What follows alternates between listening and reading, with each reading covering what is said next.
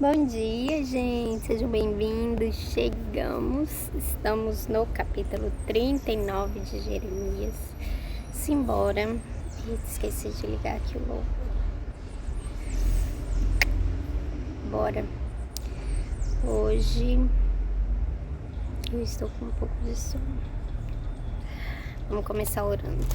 Ai, caramba. Vem tomar meu sol. Amém, Deus, obrigada pelo dia de hoje, obrigada, Senhor. Colocamos diante de Ti a leitura deste capítulo, te pedimos, fala conosco, Deus esteja conosco ao longo desse dia. É o que oramos e te pedimos em nome de Jesus. Amém. Bora. Vai dizer assim, no 10º mês do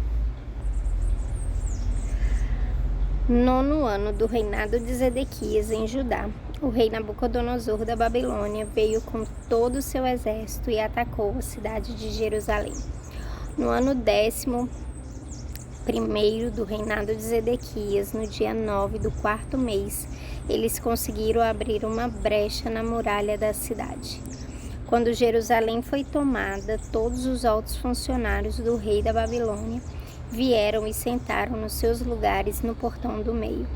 Entre eles estavam Nergal-Sarezer, Sangar-Nebo, Sarsequim e outro Nergal-Sarezer. Quando o rei Zedequias e todos os seus soldados viram o que havia acontecido, tentaram fugir da cidade durante a noite. Eles saíram pelo caminho do jardim do rei, foram pelo portão que ligava as duas muralhas e fugiram na direção do Vale do Jordão. Mas o exército dos babilônios os perseguiu e prendeu Zedequias na planície de Jericó. Eles o levaram como prisioneiro ao rei Nabucodonosor, que estava na cidade de Ribla, na região de Amate. Ali Nabucodonosor o condenou. Em Ribla, o rei da Babilônia mandou matar os filhos de Zedequias na presença do pai. Também mandou matar as autoridades de Judá. Depois mandou furar os olhos de Zedequias e o prendeu com correntes de bronze a fim de levá-lo para a Babilônia. Enquanto isso, os babilônios incendiaram o palácio real e as casas do povo e derrubaram as muralhas de Jerusalém. E Nebuzaradã, comandante-geral do exército babilônio, levou como prisioneiros para babilônios que haviam sido deixados na cidade e os que haviam fugido para o lado dele. Mas deixou ficar na terra de Judá algumas pessoas mais pobres, que não tinham propriedades, e lhes deu plantações de uvas e terras. Então aqui a gente está vendo exatamente o momento do ataque ali, o dia que eles conseguem uma brecha. Na verdade, no 9º ano do rei Zedequias, eles já conseguiram avançar. E a gente sabe que guerra é essa coisa escalonada, né, gente? Não sei vocês, mas né, a gente tá acompanhando aí tanto na Ucrânia quanto em Israel, Irã, tem todo esse negócio. Então, primeiro vem todo aquele cerco, tem toda essa estratégia, e a gente vê e solta míssil, e isso e aquilo, e vai por costas marinhas, enfim, vai de todo lugar até encontrar ali um momento ideal onde sabe que o seu inimigo não vai mais resistir. Então aqui a gente está nesse momento, vai dizer que no 9º ano eles conseguiram esse... no 9º ano ele veio com todo o exército, né?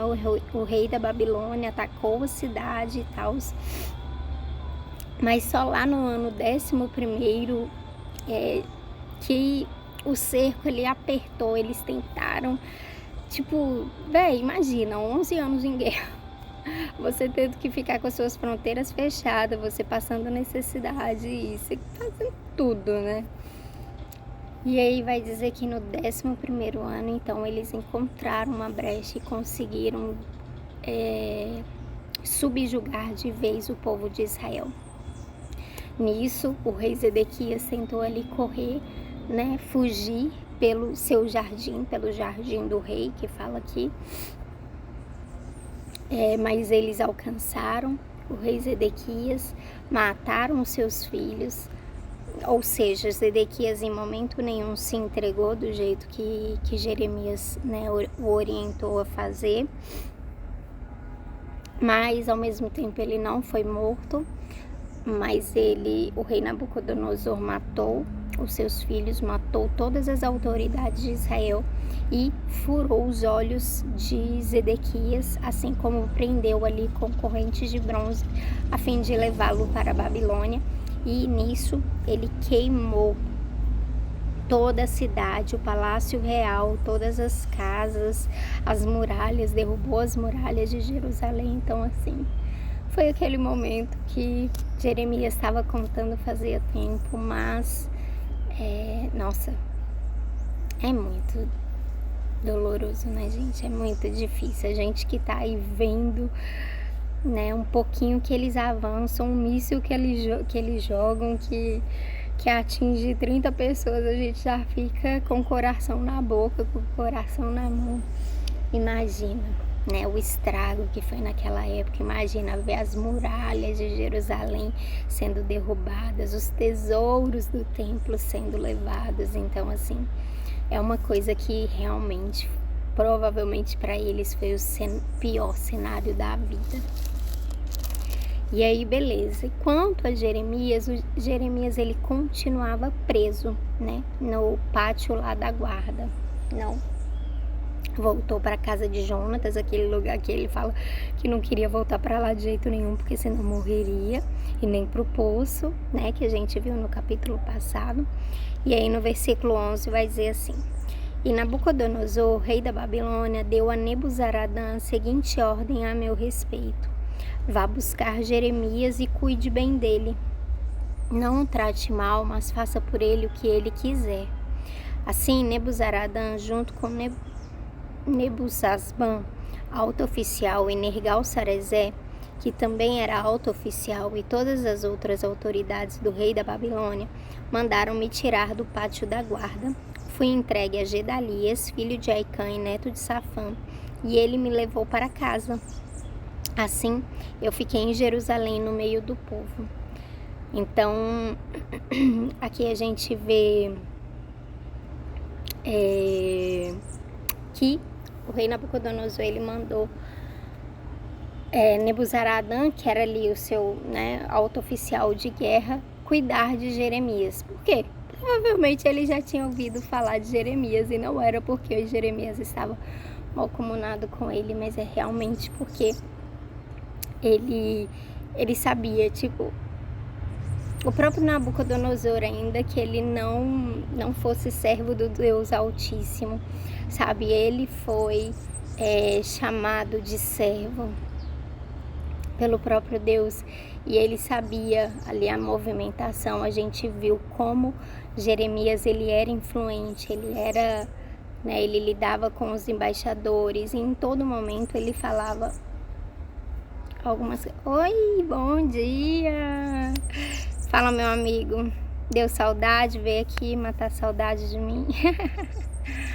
Bom, e aí continuando, então Jeremias, ele era, né, bem influente, e provavelmente Nabucodonosor em algum momento ouviu falar a respeito de Jeremias e sabia que ele não era um apoiador, mas era uma pessoa que, tipo, estava falando a palavra de Deus, a voz de Deus, né, e enfim. Então nesse momento aqui a gente vê ele pedindo para tratarem bem de Jeremias, né? E no próximo capítulo, se eu não me engano, vai falar até que ele pode escolher o que ele quer fazer, se ele quer ir para a Babilônia junto com todo mundo ou quer ficar ali.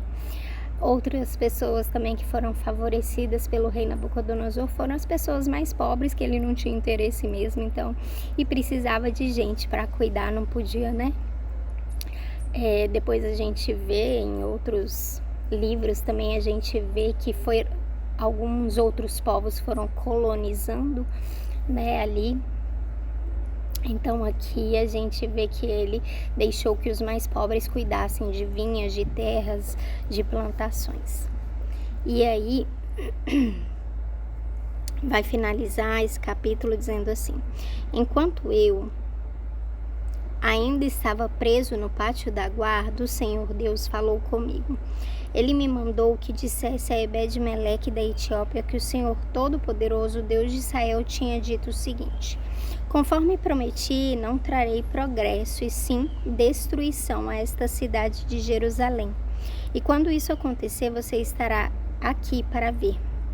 Mas eu, o Senhor, o protegerei, e você não será entregue nas mãos daqueles de quem está com medo. Eu o salvarei, você não morrerá, você continuará vivo, porque confiou em mim. Eu, o Senhor, falei. Então aqui vai falar sobre Ebed-Meleque, aquele carinha que tirou Jeremias do poço, né, de lama. E quando o rei deixou que as autoridades o jogassem lá, e ele virou e falou: não, isso não é certo. Pelo amor de Deus. Então, Deus aqui é ele sendo fiel, sabe? Então, mesmo em meio, foi fiel com Jeremias, foi fiel com Ebed-Meleque, foi fiel ali com os pobres miseráveis que deviam estar sendo os piores, os que mais estavam sendo, né, massacrados com aquilo. Então, sabe, o que a gente pode tirar é que o que Deus falou vai acontecer de uma forma ou de outra. Cabe a nós saber de que lado a gente vai estar, né? De qual lado a gente vai se posicionar, de qual lado a gente vai se colocar, se é do lado daqueles que estão dizendo a palavra de Deus, daquilo que, né, o Senhor fala pra gente seguir as instruções dele, ou se é do lado dos rebeldes, daqueles que estão contendendo e medindo forças até com o Senhor, né? Para saber quem sai vitorioso dessa guerra, cara. Ninguém vai sair vitorioso, só o Deus dos exércitos é o vitorioso, é o Senhor dos senhores, é o Rei dos reis, é o Deus de todos os deuses. Então, que a gente possa se colocar do lado certo, sabe? Em qualquer situação, em qualquer circunstância, ainda que a